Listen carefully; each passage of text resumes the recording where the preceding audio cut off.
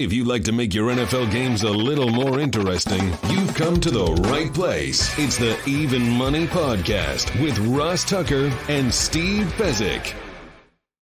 Yeah, Vegas, baby, Vegas. It is the Even Money Podcast. We are always presented by DraftKings Sportsbook. I am Ross Tucker, former NFL offensive lineman, 5 teams, 7 years. Now a bunch of various media gigs, including CBS and Westwood One, do the preseason games for the Eagles, which, by the way, at this point is now just a month away. Training camps open up in 2 weeks.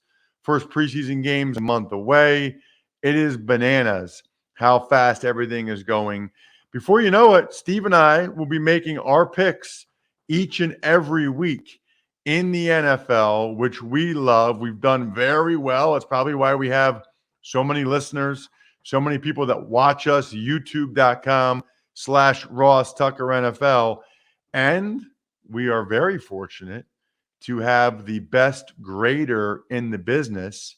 That is our guy, Grades, from Australia, who not only does everything for Steve and I every week, but then totals everything up, has it year round. We always bring him on at least once after the season for him to go through some of the trends that we saw, whether or not we were good or bad on Thursday night or good or bad with road dogs or whatever. He identifies things we did well, things we did not do well. But I also like to talk to Grades at least once a year on the Even Money Podcast, just about him and what's going on with Australian betting, which is really, really interesting because they're like way ahead of the United States in terms of betting. It's a different culture down there. Always fascinating to get the latest with Grades. We'll get to him and that interview momentarily. But first, I want to make sure you know that this show is sponsored by BetterHelp. And listen, I think all of us at some point in our lives either have or will have a time when it'd be very helpful to talk with someone. That's exactly what BetterHelp is all about. Could be just something going on at work, could be marital. There's a lot of things that happen.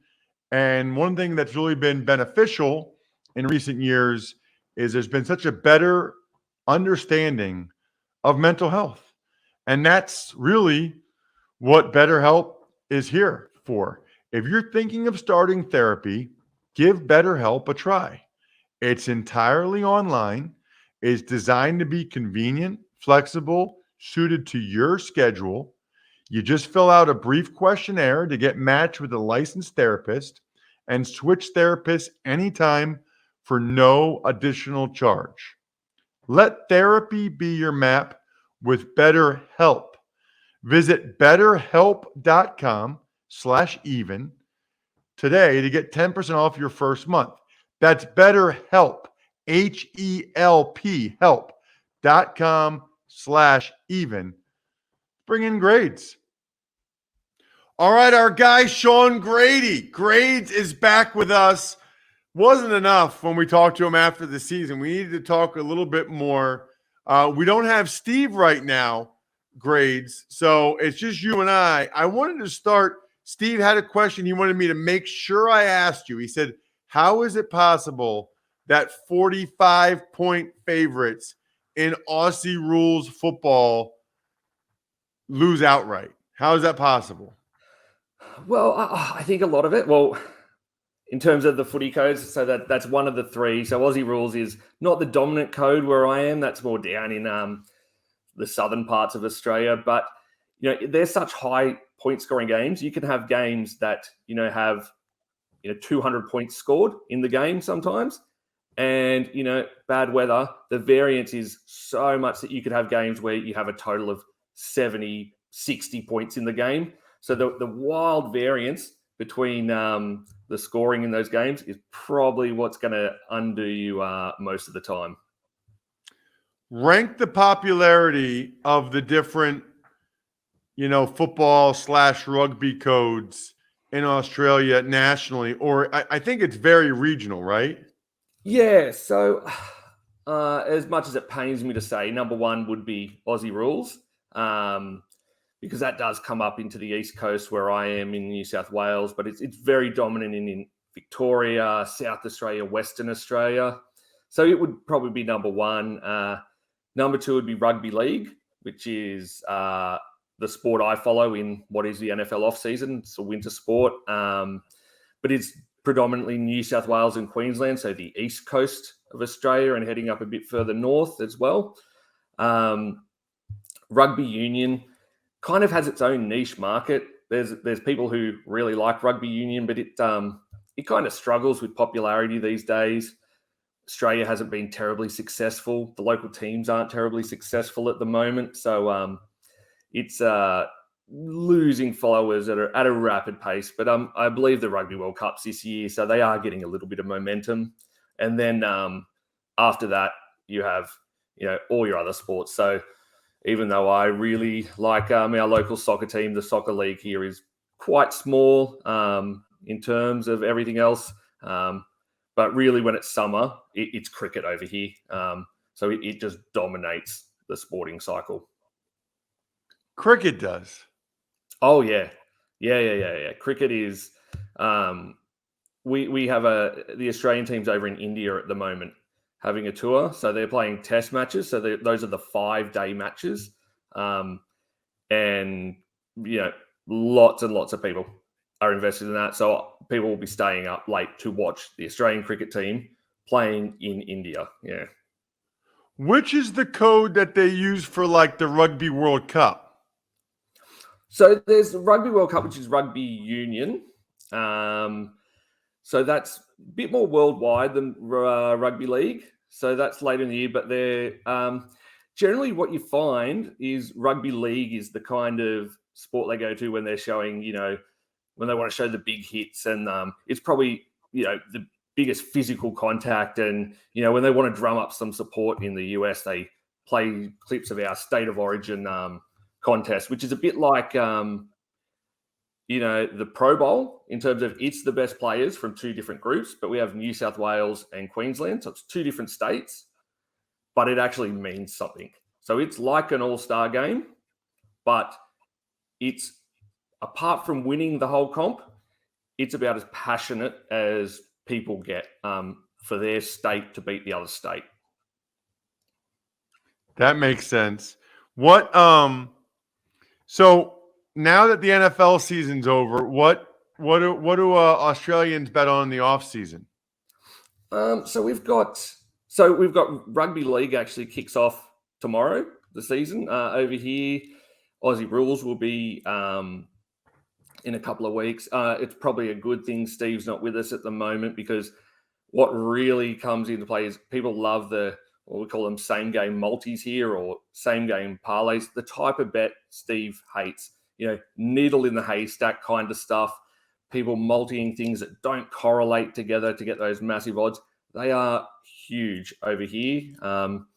And so much so that before the broadcast of these games, obviously the sports books love them too, because they'll run ads promoting, hey, why don't you do this same game multi? Or, hey, lots of people are doing this, you should jump on it now. And that's really what they push. So, the Dumbo bets, as Steve calls them. And do people know that like it's highly unlikely, but they don't care? It's just kind of fun anyway? I think people think that it's the best way to win big. Look, I've listened to on and off another, gambling podcast in Australia that's their bread and butter. That's what they put out as their plays each week, are these big multi-plays and same game multi. And I just, most people see it as that's the way to go. But what? I'm, again, good thing Steve's not here, because I'll play a couple, but I do it much smaller, more for fun. I know that's not the way to make money. No, it almost makes me wonder if that podcast you're referencing, do they have someone like you grading them? Do they come out with how they do for the year? They're very transparent, but there's not, a lot of these are more run by, your run-of-the-mill fan, as opposed to, having a professional gambler on the panel to pull up and call out those long shot plays. What are the other differences between like the US and Australia when it comes to gambling?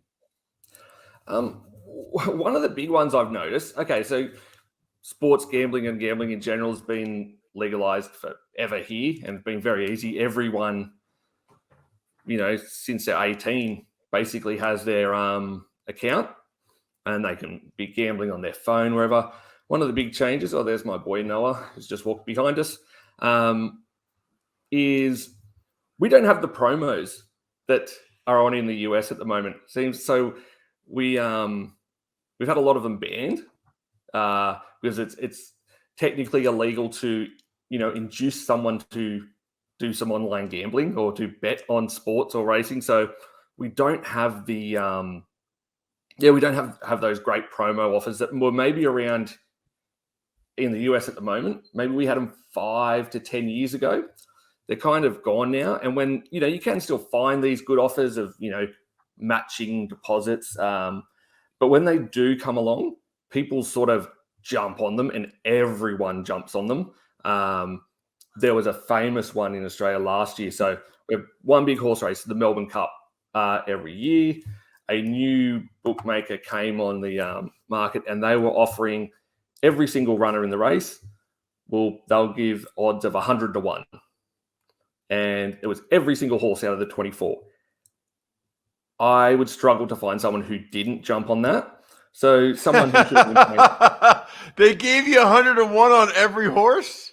On any horse you could pick. So there was a really short price favorite, which was, paying 360, which is about plus 260 US odds. And everyone jumped on it because they thought it would win. And so at one point, this one sports book, because people are so desperate for these promos, they stood to lose $50 million if this horse won. They got lucky; it didn't. But that's kind of the appetite for the promos and the sports betting in Australia. How different? I guess you don't know because you don't live in the US. I guess I'm just curious, like, how different it is since you guys all grew up with it and it's been legal the whole time. And like when you turn 18, you just do it. It feels like it's a lot more ingrained in the culture where it's just so much newer here. Yeah, well, I remember when I was 5 years old at school for this, Melbourne Cup race, you would get sent to school with money from your parents because you were going to put money into a pool, into a sweep, and whoever won the race was going to take home, when you're in kinder, I don't know, $15 or something. But this was like run by the schools. Everyone did it. It was 5 years old. And so wait a minute, your parents were giving 5-year-olds money to put into a pot to try to win? Definitely. And it would happen, yeah. And it would be run by your teachers in class time. Class would stop for when the race started. Everyone would watch it. And then they divvy up the money to the winners. And, it doesn't happen these days like that. But for my generation, that's what we grew up with. So we were always doing it. It wasn't uncommon to, people to give their parents $5, $10, go, can you go to the sports book before it was all online, put this bet on for me? And I guess one of the big things, like horse racing is still huge here. We have decent meets every week. There's horse racing on every single day. I've got a chat group with 5 or 6 mates on horse racing. That'll start ramping up on a Friday night before a big Saturday meet. And by the time the races are finished on Saturday, we would have exchanged thousands of messages just on that horse racing that's happened that day. And that's just how popular it is over here. Is there a lot of problem gambling over there, Shaun? It sounds like you guys are betting on a lot of different things often. Yeah, it's one of the big things. And I guess it's why we're kind of in the terms of those promos, they're starting to wind them back a bit in terms of what you can offer to people. Because, people who can't do it socially or it becomes a problem for them, it can be very easy for them to get out of control. So, but I mean, it is, I think, look, even when COVID first started and all the sports stopped, the sports book started putting out markets on what will the weather be the next day, over and under temperatures. So, are you serious? Yeah, you could bet whether, in Canberra it was going to be over 23.5 degrees Celsius the next day, the maximum temperature, because there was no sport going on. So those markets were up all the time. That is funny. That would actually, but that's like hard to like. I guess you got to wait till the end of the day and see how high or low it got. What? So okay. So, what about the NFL and like betting on the NFL? How much is that growing down there? Like, are there a lot of people like you, or are you an anomaly? I'm becoming less of an anomaly. I mean, I don't know anyone who's as obsessed and into the numbers as such as I am, but like the Super Bowl's a good example. So forever I've been taking off. So Super Bowl's on a Monday over here. Obviously, we're a day ahead. So I'd take off that Monday. No one would know why you've got the Monday off. And then, a few years after that, people would go, "Oh, right, that's you take it off to watch some game." And be like, "Oh, it's Super Bowl on Monday." So gradually people have started to know. And now, in any office around the country, instead of just that one weirdo who watches that American sport, you've got 5, 6 people take the day off to watch specifically the Super Bowl. And I mean, the pub where we go to watch the Super Bowl each year, you've even seen in their attendance. So now you used to be able to walk in, because kick off at 10:30 in the morning on a Monday. You could go to a pub, sit down, watch the game in relative peace. Now you're booking tables 2, 3, 4 months in advance.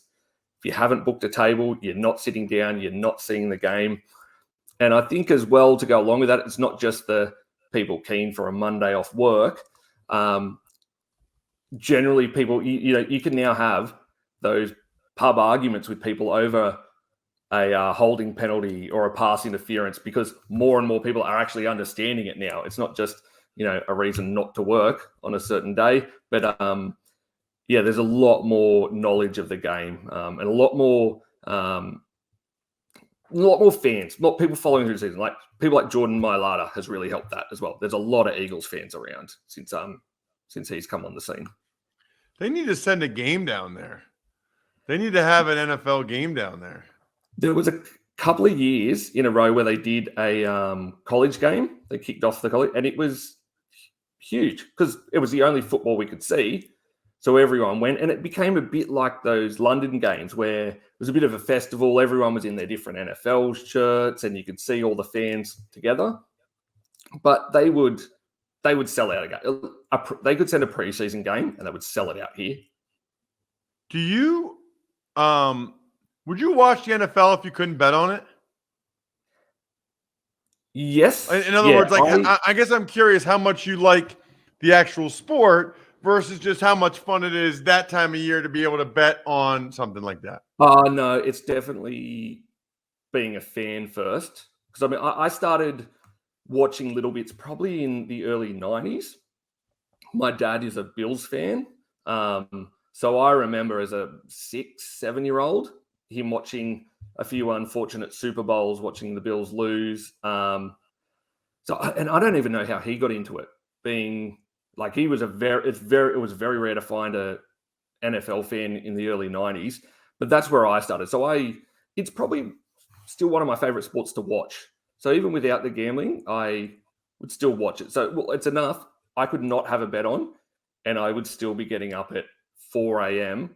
and I'd put on the Red Zone on a Monday morning before I go to work, even if I wasn't betting. So yeah, it's definitely a good enough sport for me. It's not just the gambling.